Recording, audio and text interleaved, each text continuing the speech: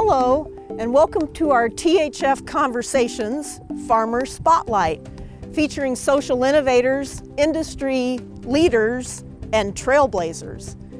I'm Debra Reid, Curator of Agriculture and the Environment at the Henry Ford, and I have the pleasure today of talking with Doug Darling, a sixth-generation Michigan farmer, a member of the World Soy and Human Health Governing Committee, and, among other things, a past member of the Michigan Department of Education's Agriculture Education Advisory Committee. Doug, thank you so much for welcoming us here on this really blustery and busy fall harvest day. We appreciate it. And we know that you are a sixth-generation farmer. This farm has a long history. Could you share some of that history? Our farm has been in the family since 1833, and the family migrated here from Massachusetts and settled, and we've been farming on our home farm ever since. And we had dairy cattle up until 91, and so the farm's been in the family for 189 years, and as you said, I'm the sixth generation. And my son, who works on the farm with us, he is now the seventh generation. That is a long, deep history in Michigan soil, and we're eager to learn about it today. As you sat and listened to elders, and then as you started farming yourself, were there challenges that you faced that you respected the way your ancestors solved so you could remain resilient on this land? It was always through hard work, and you always looked at an issue or a problem or one of the things my grandfather would always shared with us is if there was an easier way to do it, find it. And so that's part of the things that we would always look at a problem. How do you solve it? How do you try new things? On our farm, we've done test plots where you take the genetics for the seeds and put them side by side, putting a control in between them so you have an actual comparison. We've done cover crop studies with the University of Michigan. We've done studies for different plant management systems with the Michigan State University. We've done wheat trials, and so we're always trying new things and trying to learn from the new things. And compared to what my parents and my grandparents, even if they were doing it with a horse and plow, you tried to figure out how to do things differently. My grandfather took one of his old cars from back in the 40s and took a wheel off of it and hooked a tire, rim to it, hooked a rope so they could run hay up into the hay mountain. He come up with that kind of idea. So you continue to try different things no matter what the day is. Layer upon layer of practical responses to challenges. Yeah. I want to talk more about that fungicide study here in a moment. But one of the things that the Henry Ford has done through our collections is come up with this learning framework that we call Model I. And it's habits of innovators and actions of innovation. So one of the habits of innovators is learning from failure. Yeah, none of us like to say failure, but in your experience, have you addressed something that some might consider a failure, but you turned it into an opportunity for improvement? Well, it's kind of like the bumper sticker you saw a lifetime ago. It says, if you think education's expensive, try ignorance. And we try to learn something new every day for how we go about and approach things. And we've tried a number of things that have failed. One of the things we did back in 1995, we had a soil doctor, which did on-the-go soil analysis for the nitrogen application, and then it had solenoids that regulated the valves for how much nitrogen we actually applied to the soil on the go. Great concept. Unfortunately, we were very early on as the innovators for adopting this. There was only 2 of them in the state. The hardware and the technology wasn't designed to take the vibration, the dust, the corrosiveness of the fertilizer, and the electronics. They couldn't hold up to what we were doing. And within 2 years, you had too many problems, and we then learned that it wasn't going to work. But today, there's farm service centers all across the country that are utilizing that system to do soil analysis on the go for doing that. And so, granted, that was 1995, that's over 26 years ago, but we learned that it didn't work. And then we also did like a control droplet atomizer for herbicide, and it had a little electric motor, and so you could cut the amount of volume of herbicides that you were using, the volume of water for the carrier, which saved us time. Well, the technology and the equipment wasn't designed for ag purposes, and failure happened quickly. Great concepts, but we learned from it, and then you learned how do we improve, what things can we try. And like today, we do grid sampling for our soil samples. We then have have precision application of our fertilizer, because we're also in the Western Lake Erie watershed, so we're worried about water quality. We're worried about what we're doing on our farms, and we're trying to do things that are good for the environment, because like I say, we've been in the family since 1833. The environment is our business. We try to take care of it. We have to manage it because our livelihood depends on it. And right there you encapsulated just about every habit of innovators. Taking risks, that's early adopters, they do that. Yes, and then troubleshooting and collaborating. And so you mentioned the environment, and you are a part of the Michigan Agriculture Environmental Assurance Program. You're verified. Yes. Could you describe that a little bit? That's one of the things that we do on our farm, is that essentially every 5 years now, you invite, the state comes in and they review my production records, they review my fertilizer application records, they look at your farmstead, they look at, like when we were visiting at the home farm there, you saw the fertilizer containment, the things that we're doing to mitigate any type of risk that goes on that could be a risk to the environment, that we're safeguarding that. And one of the things with the folks that are getting meat verified, because there's a lot of farms that are almost verified. They're just not quite there, that they haven't put in the fuel containment or a few little things. But you find as you're going through that review process that you'll find something that you hadn't really looked at that closely or that specifically. And once you do, you'll realize that you could save money, or it makes you more efficient and saves you money. Because sometimes, getting a record yield off the field isn't necessarily our goal. Is to make the most money possible, because you're trying to retire the debt on the equipment, the tractors, the combines, the land that you've purchased. So it comes down to profitability. That's sustainability in my book, is profitability.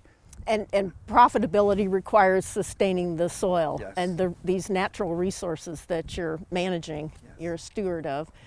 Well, you mentioned the combine. So could you walk us through your thought process when you invest in a machine as substantial an investment as that?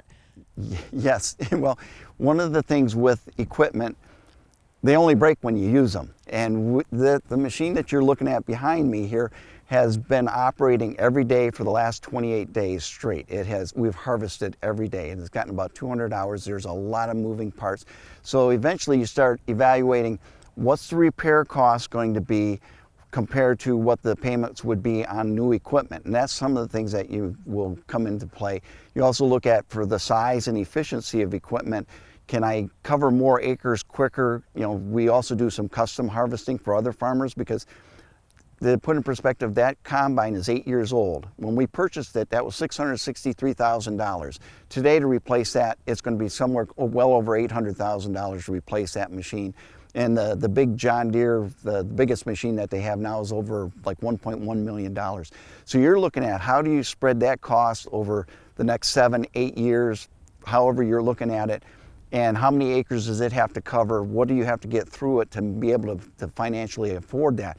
And it's gotten very, very hard when you start looking at interest rates that have gone up, because that has a real impact on every farmer, because we're borrowing money or we're paying on land and different things. So there's a cost of doing business, and that's not just whether you're a farmer. If you're a small business person, running a flower shop, you've got expenses and you've got overhead. That machine, you said it's 8 years old.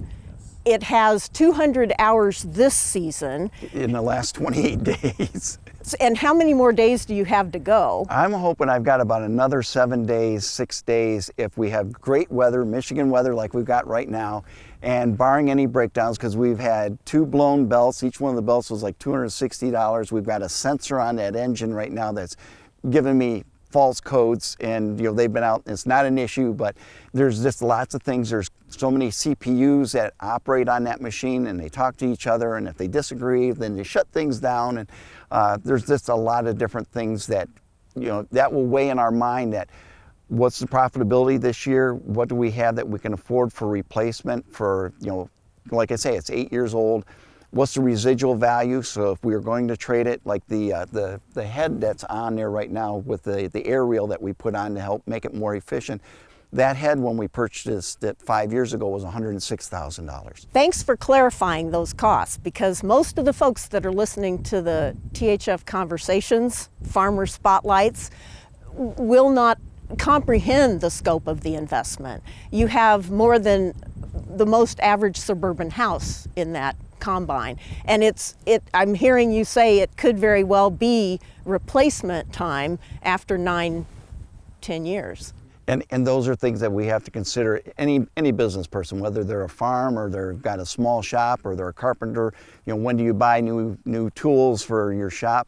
When do we replace equipment? And those are things that you all have to sit down, push the pencil. And when some people drive down the road and they see a lot of farmland or they see big equipment and they think, gee, some farmer's rich. No, it's me and my banker. And believe me, we work closely with our banker. They know our financials. We submit all those, just like any other business. You're going through and reviewing for where your profit loss are, what your returns are, and for evaluating is, sometimes when your lender tells you no, it may be the best thing that happened to you that day. Well, and that kind of conversation happens throughout the year. Yes. It's not a seasonal conversation. How do you market your beans? Do you work in the futures trade, or could you explain that a little bit? We're fortunate here in Southeast Michigan and throughout Michigan, there's a lot of different grain handlers, grain buyers. We're fortunate here in Southeast because you have the ADM, and then you also have the Andersons in Maumee, and then we had some ethanol plants, that there's demand for the grain. And to put in perspective, there's over 2 million acres of soybeans in Michigan, and we produce over 1 billion bushel of beans. Nearly a third of those are exported. They're loaded on boats, they're loaded on trains, and then go to other countries, other states. And so trade and the markets are important. So we will forward contract directly with the grain terminals, and that's like you've seen the semis that we've had loaded that were leaving this morning. They take the grain there. We're trying to maximize what's the best price, and sometimes it might be a closer market simply because of the fuel differential right now for transportation costs. People don't realize that diesel fuel is still about $5.30 a gallon. My semis that you saw leave this morning, they're spending about $1.06 a mile just for diesel fuel to make that product move down the road. And so it's a real expense for, my fuel costs are 30% higher than what they were last year. And we predominantly do no-till, and so we minimize how much fuel and how much impact that we have on the soil and on the environment. But it's a real concern. And so when we start looking at markets, and as I said, a third of it is exported, it's a global market. What we do, is based out of Chicago Board of Trade, that takes and impacts all around the world. And so one of the things that you look at is price differentials, or what the strength of the dollar is, because sometimes if we have a real strong dollar, our foreign purchasers are not buying as much grain. Or for impacting the markets, all it takes is somebody in Washington or someone on the other side of the world, or someone in China, make a comment about agriculture or use or product, and it sends the speculators in a different direction, and that will push our price down or push our price up. So you have talked in many ways about collaboration, and that is another aspect of our Model I learning framework. And one of the things you mentioned was the fungicide study that I believe you've done with the Michigan Soybean Committee. So could you describe that for us? Yes, we did a study just over our shoulder in the field here that we had 8 replications where we applied the fungicide and then also not applied it, so that was the control. There was a treated and untreated, and then we harvested, had all the actual pounds that was gleaned off of those 8 strips, and then I took and did the averages, and I've got to submit all the information to Mike Snaton and the Soybean Committee for what my results are, because he's done replications of this in several other places around the state. And in our situation, we found about a 0.6 of a bushel increase, which is about a $7 value, but it costs about $28 an acre for the application for that product when you break it down per ounce. And so it was a net loss of about $20 per acre, what we actually did. But what comes into play is that where we're standing, we only had 4 inches of rain since the middle of July. We're very deficient. We had half the rainfall. And for the fungus to grow, you need heat and humidity and certain conditions that are correct. This year we didn't have it at all. So This year you didn't see a result from doing that application. So when you take and reevaluate, come next summer, if we have a wet, humid, damp situation, you might want to do the application. So when you do the research like this was the first year, you're going to want to repeat that study another year and another year till you get the weather conditions that warrant that you should have used it or not, and then how do we evaluate when is it going to be profitable for us? Because like I say, we as farmers, we're in partnership with Mother Nature, and she's in charge. You have to anticipate what she's doing, which is impossible. Yeah. As a historian, it reminds me of the farmer demonstration work that they used to do really early in the 20th century. And they had the partner farmers who would have demonstrations. This is much more elaborate than that, but it's still a citizen science sort of approach. Yeah, we've done test plots and done different research, for our own farming operation, but also in partnership with like the University of Michigan, Michigan State University, the Soybean Committee, done the yield contest with corn growers, and that also helps you learn for what things you're trying at. But it comes down to profitability. What we did, was it profitable? Was there a return on the investment for what we did? Did it make us better? Was it better for the environment? And those are things that we have to evaluate on every decision that we make. That is a wonderful way of sharing with the listeners of this THF conversation the many thoughts you have, decisions you make, and consequences. Because not only do we raise the food, we consume the food. Yeah. It's a farm family that I'm in, but there's farm families all across the state. And what I'm doing isn't a whole lot different than what any other farmer is doing. Every farmer takes a different approach. There's no real cookbook method of farming, because you have different soils, you have different topography, you have different drainage. So what works on one farm doesn't necessarily work on another farm. And so we all are trying to do the best job possible, and not everybody's going to do it exactly the same, because you're trying to evaluate and manage what assets, which the land and water that we have. And so what I'm doing isn't a whole lot different than what a lot of other farmers across the state are doing from here to Escanaba. Doug, we've talked about Michigan, this place-specific farm of yours, but you work with global initiatives. So the World Initiative for Soy and Human Health Governing Committee, could you tell us a little bit about that? Yeah, we shortened it up and we call it WISH. And the program is with the American Soybean Association, and that they work with 28 different countries right now that they've got programs, and it's helping them improve their food systems. How can soybean come into their markets and help them improve their food systems, whether it's feeding cattle, feeding poultry, or aquaculture. And there's a number of the countries right now that they're really focused on aquaculture because it's efficient. There's a lot of folks that are already in it, and for how to improve their efficiency, how to improve their production. So if you can produce more fish, that helps lower their cost for feeding their own people. It helps improve their health of their communities, and so they can grow their economies. And so that's one of the things that they're doing, what WISH is. And then they're also working with the Foreign Ag Service for some of the programs, and the partnershiping with them, and how do you leverage what funds that the American Soybean is working with and through WISH, and utilizing some of the USDA dollars to help get into markets and improve their economies, improve their health for their people. The USDA ag agents, or ag attaches, is that what who work with marketing, or maybe not marketing, but markets. Could you describe? Well, within USDA, you also have folks that deal with trade. This was the Foreign Ag Service, which they're also working with other countries on how to improve their agriculture, how to improve the opportunity for us to sell soybeans. That we're growing a lot of soybeans here, and we continue to improve and increase our production normally. And so then, used to be you were talking about 9 billion people by the year 2050, and now I guess they're talking about 10 billion people by 2055. That's a lot of mouths to feed, and we're going to need twice the amount of food come that point in time to be able to do that. And this is one of the things to help improve systems in other countries, and also make us more efficient and keep us profitable, because if I'm profitable, that's on how I can figure out how to pay for the combine, how to make the improvements, which also creates other jobs, because it's folks in a factory that's putting that machine together. It's the raw material that has to get brought in. And so what I do influences a lot of other jobs for a lot of other people, not just another farmer or putting food on the plate. There's a lot of other things that are related to that industry. Industry here and abroad, because I've heard Brazil is expecting a record soybean crop, if I understand. They're always increasing production. I've been there. I've seen the actual production in Brazil, and it's impressive what they're doing.